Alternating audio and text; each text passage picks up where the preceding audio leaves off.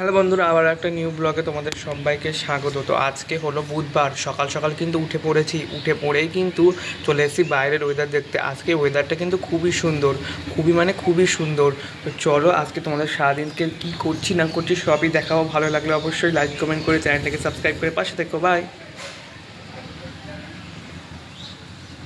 তারপরে দেখো চলে এসেছি বাইরের ওয়েদার দেখতে। আকাশে কিন্তু কালো মেঘ করেছে। আর দেখো আমার কিন্তু যেখানে আমি গাছগুলো বসিয়েছি সেখানে চলে এসেছি। এখানে জবা ফুল গাছ, ঘি কালারের জবা ফুল, পঞ্চজবা আছে।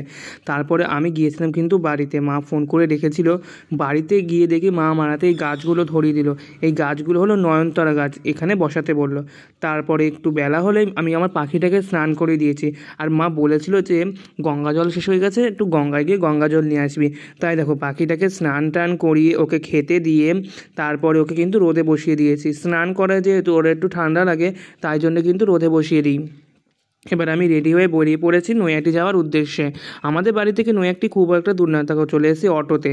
অটো করে যাচ্ছি নৈহাটি। দেখো এবার কিন্তু চলে আসলাম নৈহাটি স্টেশনে। এখান থেকে যাবো একটু ফেরিঘাট। এবার হাঁটতে হাঁটতে যাচ্ছি হচ্ছে ফেরিঘাটে।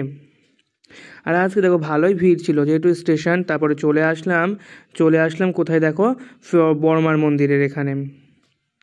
হাঁটতে হাঁটতে কিন্তু আমি যাচ্ছি আর চারিদিকটা খুবই সুন্দর লাগছে। এই রোডে আসলে আমার খুবই ভালো লাগে, কেন জানো বন্ধুরা?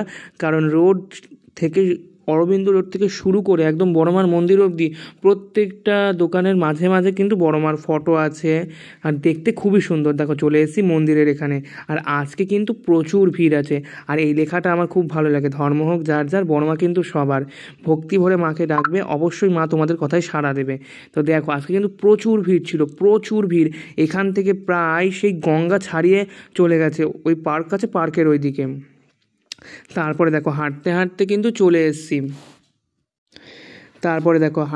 চলে এসেছি ফেরিঘাটে। আর আমি যখন এসেছি তখন কিন্তু জোয়ার এসছে। আর তোমরা তো জানো জোয়ারের জলটাই শুভ কাজে ব্যবহার হয়। পুজোর কাজ বলো, অন্য অনেক কাজে কিন্তু জোয়ারের জল ব্যবহার হয়। আর এই গঙ্গা জল কোনো পোড়া জায়গায় দিলে কিন্তু চট করে কিন্তু সেরে যায়। যারা জানো না এই ভিডিওটা দেখে জেনে নাও। তারপরে দেখো গঙ্গা জলটা তুলে নিলাম। আর চারিদিকটা কত সুন্দর আসছে, জোয়ার উঠেছে যেহেতু। তারপরে চলে এসেছি এবার বড়মার মন্দিরে। ফেরার পথে দেখো বড়মার মন্দিরে থেকে এবার যাচ্ছি বাড়ির দিকে। কত ভিড়, প্রচুর ভিড়। আমি যখন ফিরছি তখন কিন্তু প্রচুর আরও ভিড় বেড়ে গেছিলো।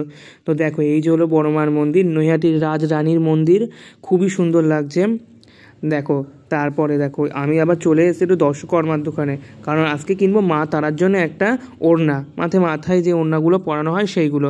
তারপর ওড়না কিনে চলে আসলাম একটু মোমো পিৎজার দোকানে। আমার বোন বলেছিল একটু পিৎজা নিয়ে আসবি, ও পিৎজা খেতে খুবই ভালোবাসে।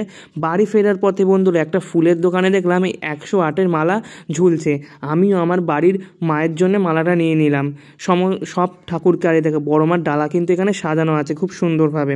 তারপরে চলে এসেছি বাড়িতে। এসে দেখো মালাগুলোকে পরিয়ে দিয়েছি। কেমন লাগছে অবশ্যই কিন্তু কমেন্ট করে বলবে, ভালো লাগলে কিন্তু কমেন্ট করবে। তারপরে দেখো আজকে মা রান্না করেছিল বাটা মাছের ঝাল আর সোয়াবিন তরকারি, ওই দিয়ে খেয়ে আজকে ব্লগটা শেষ করছি। ভালো লাগলে লাইক কমেন্ট করো আর সাবস্ক্রাইব করে আমার পাশে থেকো। আরও নতুন নতুন ব্লগ আসছে বন্ধুরা।